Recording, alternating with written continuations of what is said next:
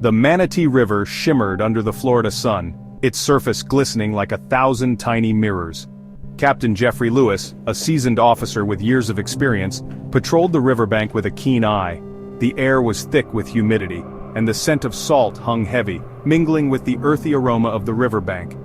His eyes scanned the water, looking for anything out of place, any sign of disturbance in the otherwise serene setting.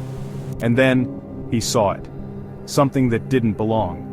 A pale, severed hand lying amidst the reeds, its fingers eerily still. It was a man's hand, the skin bleached white by the elements. Lewis's stomach churned at the sight. He had seen his fair share of crime scenes, but this was different. It was more personal, more chilling. Lewis immediately cordoned off the area, ensuring no one could disturb the scene. This was no ordinary accident. This was deliberate, calculated.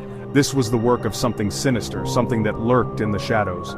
His team searched for clues, combing through every inch of the riverbank. They scoured the riverbed for more remains, hoping to find answers.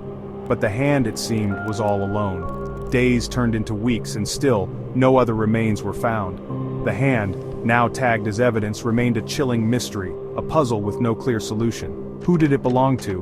What story did it tell? And how did it end up in the Manatee River, a place known for its tranquility? The forensic team worked tirelessly. They analyzed the fingerprints. They ran DNA tests, hoping to find a clue that would break the case wide open. But the hand offered no easy answers. It was a mystery wrapped in an enigma. It was like a silent scream, echoing in the void. A haunting presence that refused to be ignored. Then, a year later, a breakthrough. The team's persistence had finally paid off. A missing person report from 1997 crossed their desk. It was a case long thought cold. Willie Green, a local man, had vanished without a trace. His disappearance had baffled everyone. His family had never given up hope. They held vigils, prayed, and waited for any news. Could this hand be the key to finding him? The team felt a renewed sense of urgency. They compared the DNA from the hand. The process was meticulous and required utmost precision. It matched Willie Green's dental records. The confirmation was both a relief and a new puzzle. The hand, at last, had a name. But it also carried a heavy weight of unanswered questions. But it also raised a chilling question. The team felt the gravity of the situation. If this was Willie Green's hand, where was the rest of him? The search area expanded. The case took a dramatic turn. New leads emerged and the investigation intensified. The river, once a place of tranquility, now held a dark secret. It became the focal point of their search. Captain Lewis knew they were on the verge of uncovering something horrific. The truth was within reach, but it promised to be grim. The investigation led the police to an unsettling possibility. Willie Green's body had been entrusted to a local funeral home, the same funeral home that had reported his body missing. Could they have something to do with his disappearance? Lewis and his team decided to investigate the funeral home. They reviewed their records. They interviewed the staff.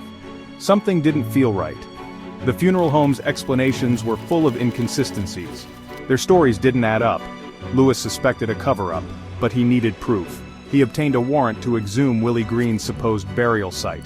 The tension was palpable as the casket was lifted from the ground. Nothing could have prepared them for the sight that awaited them. Section 4. Unmasking the guilty. The casket was empty. Willie Green was not there. Instead, it was filled with rocks and dirt. The funeral home's deception was out in the open. The community was in an uproar. They had trusted these people with their loved ones, and their trust had been betrayed. The pressure was on Captain Lewis and his team. They had to find out what happened to Willie Green. The investigation into the funeral home intensified. Lewis uncovered financial irregularities. He found evidence of insurance fraud.